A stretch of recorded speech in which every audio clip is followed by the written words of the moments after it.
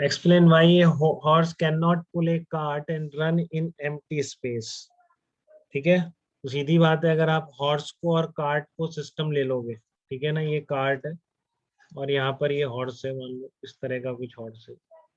ठीक है, तो अगर आप हॉर्स को और कार्ट को सिस्टम ले लोगे, ठीक है, तो इस हॉर्स को और कार्ट को अगर सिस्टम ले लिया तो इस पूरे सिस्टम पर एक्सटर्नल फोर्स ग्राउंड से ही तो आ सकता है बेटा। ठीक है, तो ग्राउंड में अगर फ्रिक्शन ही नहीं है तो फिर वो टेंजेंशियल फोर्स कौन प्रोवाइड करेगा इनको आगे बढ़ने की, बताइए। अगर ग्राउंड में फ्रिक्शन ही नहीं है तो इस हॉर्स प्लस कार्ट सिस्टम को आगे बढ़ने के लिए कौन प्रोवाइड करेगा, कोई नहीं करेगा।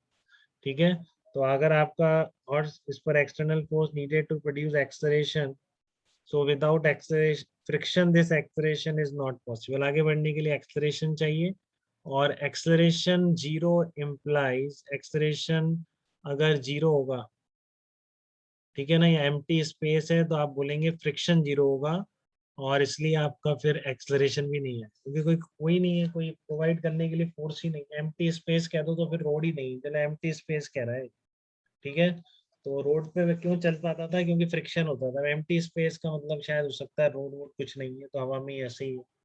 ठीक है, तो एम्प्टी स्पेस मतलब ग्रेविटी भी नहीं है, तो बस जहाँ है वहीं रहेगी चीज, कहीं फोर्स ही नहीं आएगा तो एक्सलरेट कहाँ से होगी, कैसे भी नहीं। क्लियर है आपको? एम्प्टी स्पेस मतलब ग्रेविटी भी नहीं है, कोई ग्राउंड भी नहीं है। ठीक है, हाँ वही इनर्शिया वाली बात यही है कि बिना फोर्स के तो एक्सलरेशन आ ही नहीं सकता ना, पहला लो। ठीक है, फिर बी आपका है passengers thrown in the forward direction from the seats when a speeding bus stop suddenly. ठीक है, तो वही इनर्शिया कि आपका जो बॉडी है ऊपर वाली तो चलती रहती। ठीक है, बट जो कांटेक्ट पोर्शन है आपका सीट से, ठीक है ना, जो आपका कांटेक्ट पोर्शन है, आप नीचे बैठे हैं इस तरह से सीट पे, ठीक है, और एकदम से आपकी बस चल रही थी, रुक गई, तो ये ऊपर वाला पोर्शन की वेलोसिटी वही थी जो बस की वेलोसिटी। बट जो कांटेक्ट में सीट से आपका आपका बॉडी का जो भी पार्ट कांटेक्ट में है सीट से, वो एकदम से रुक गया बस के साथ, बट ये आगे वाला तो चलता रहे, इसलिए आप आगे जाके टकरा। ठीक है, due to the inertia of the body, answer क्या लिखने हैं वो सब पीडीएफ में मिल जाएंगे आपको, कैसे एक्सप्लेन लिखना कैसे, बट बात क्या क्या है वो मैं आपको समझा रहा हूँ। Due to inertia of the body part which is not in contact with the seat.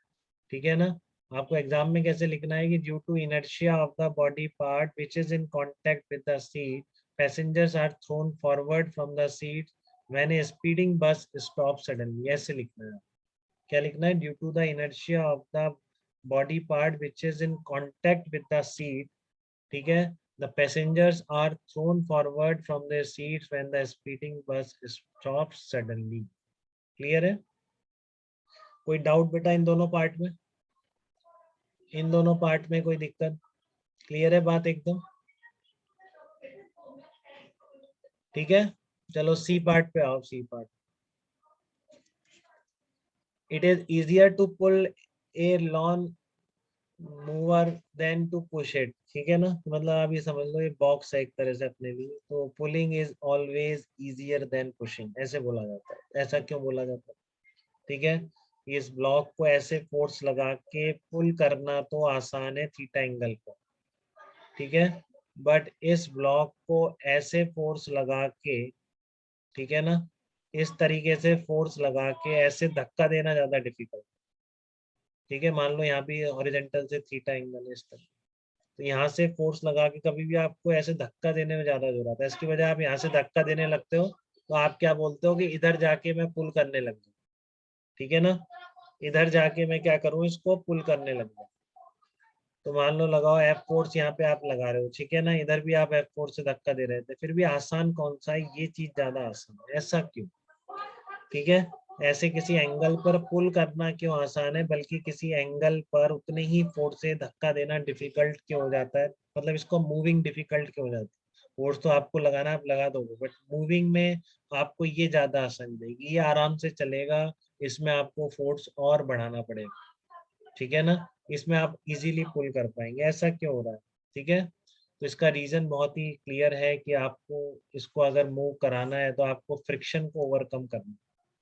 ठीक है, आपको ब्लॉक और ग्राउंड के बीच जो फ्रिक्शन फोर्स लग रहा है, उसको आपको ओवरकम करना पड़ेगा। और फ्रिक्शनल फोर्स की वैल्यू क्या होती है, friction coefficient mu into normal force between the block and ground. ठीक है, ये आपका मैक्सिमम फ्रिक्शन होता है। ठीक है, तो म्यू तो फिक्स है, म्यू दोनों में सेम रहेगा, बट आप क्या इस पे फोकस कर पा रहे हो क्या, नॉर्मल फोर्स।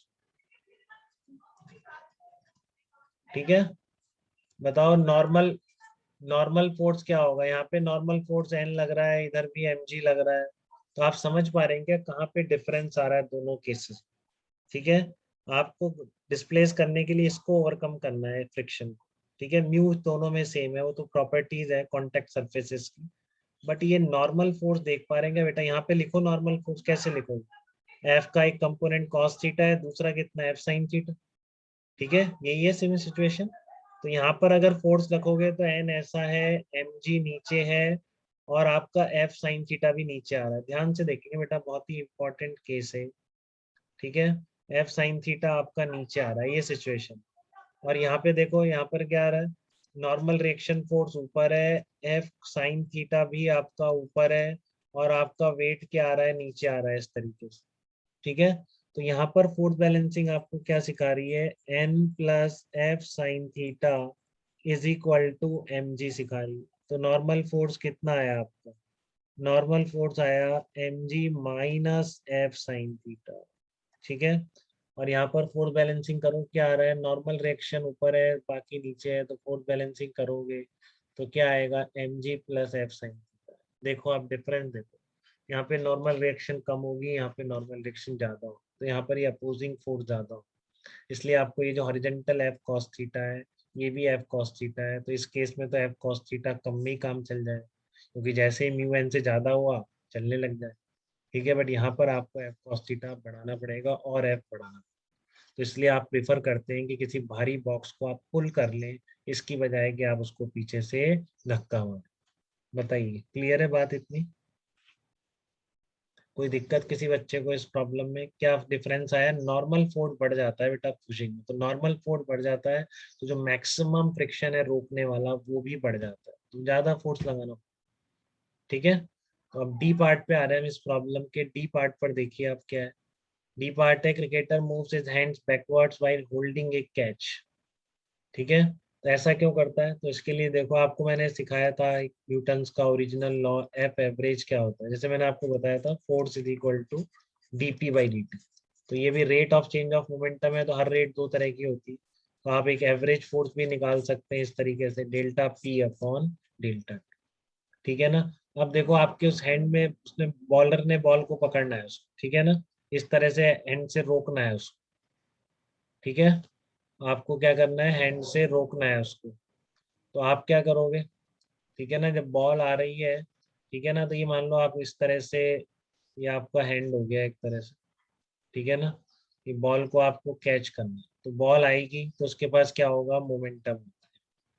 ठीक है, जब हैंड में आएगी आपके, तो एकदम से आप क्या करेगा, मोमेंटम उसका जीरो।